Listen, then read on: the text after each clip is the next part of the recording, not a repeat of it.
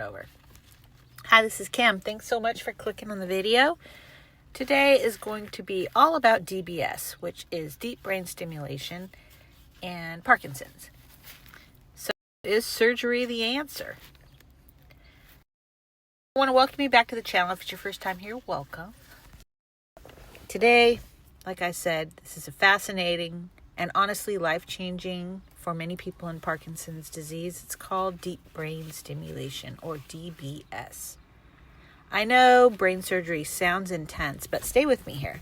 We're going to break down what DBS actually is, why doctors recommend it, who it's for, pros and cons, side effects, and yes, even a little proof that it works. Let's get started. All right, so what is deep brain stimulation? You'll hear people call it DBS all the time. But it's basically a surgical procedure where a small device, kind of like a pacemaker, is implanted in your chest. That device sends electrical impulses through wires up into the specific areas of your brain. These impulses help regulate the abnormal brain signals that cause the motor symptoms of Parkinson's disease, tremors, stiffness, and slowness. Think of it kind of like rebooting a computer that's frozen, except instead of a computer, it's your brain. The device itself is called a neurostimulator, and the wires that go into the brain are called electrodes. These electrodes are placed in areas of the brain that control movement, most commonly the subthalamic nucleus or the globus pilatus interna. Big names, I know that. I might not have pronounced them correctly, but they're key players in how our body moves. Why should you go through all this? Well, DBS is usually recommended for people with advanced Parkinson's disease, especially when medication like levodopa just isn't cutting it anymore. Here's the thing. Medications work great in the early years, but over time they can wear off too quickly or cause side effects like dyskinesias, which are those uncontrolled jerky movements. DBS can reduce the need for medication and smooth out those ups and downs. Studies show that DBS can improve motor symptoms by 30 to 60%. That means less tremors, better mobility, and more control over daily activities. So, who is a good candidate? DBS isn't for everyone. There's a selection process, and it's pretty thorough. You might be a candidate if you've had Parkinson's for at least 4 years. Medications help, but not consistently. You have disabling motor symptoms like tremor or rigidity.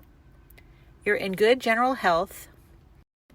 And you don't have significant memory problems or severe depression. Now, there's a whole team involved. There's neurologists, neurosurgeons, psychologists. They make sure that DBS is right for you. And one important note I want to make sure that is clear: DBS does not cure Parkinson's. It is not a magic bullet, but it can significantly improve quality of life. My mom was never offered DBS because her neurologist didn't feel that her symptoms were bad enough to warrant it, but I have talked to people who have had DBS and it helped them. Okay, so I'm going to break down the pros and cons right now. First, we'll do the pros.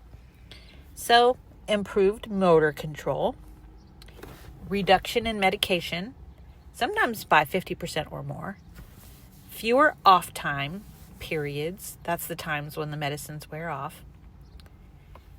DBS is adjustable and reversible. Doctors can tweak the settings as needed. And there are some that experience long-lasting effects. They have proven that some people see the benefits for 10 or more years. With pros, there's always cons. So the cons here are it's brain surgery. There are risks, including infection or bleeding. It doesn't help with all the symptoms like balance or speech issues. It does not stop the disease from progressing.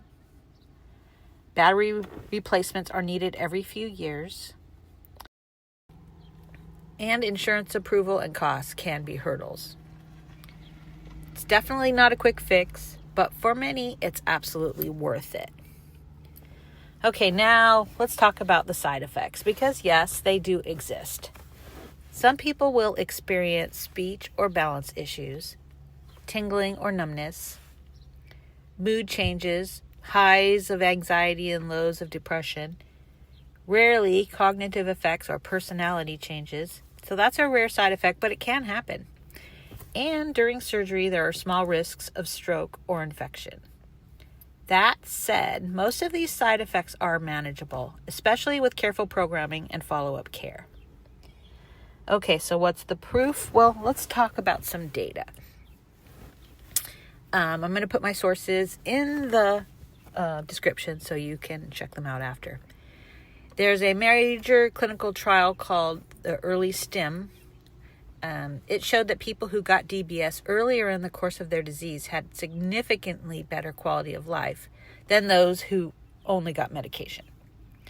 Another long-term study followed patients for 10 years post-DBS, and many still had significant improvements in motor symptoms a decade later.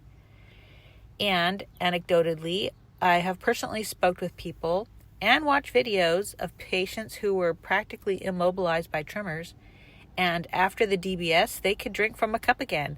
They could go back and live a relatively normal life. Some even went back to hobbies they hadn't done in years. Is DBS right for everyone? No. Is it life-changing for some people? Absolutely. It's one of the most exciting tools we have for managing Parkinson's when medications just aren't enough. But like any other major decision, it takes research, conversation with your care team, all of your doctors, and a little bit of courage. If you or someone you love is considering DBS, talk to your neurologist. Ask the tough questions. Explore the risks and the rewards. And ask them if you were their parent, would they recommend it? That's what I always ask doctors when they have something that they want me to do and it seems a little risky. I said, if I was your mom, would you have me do that? And if they say, oh, overwhelmingly yes, then I might look into it. If they hem and haw, then maybe I wouldn't. But everyone's different and your comfort level is different. If you've had DBS or are thinking about it, put a comment below. I'd love to hear your story. And please don't forget to like, subscribe, and share this video with someone who might need it. I appreciate that very, very much. Hope you stay healthy, stay safe, and we'll see you next time. Thanks for watching.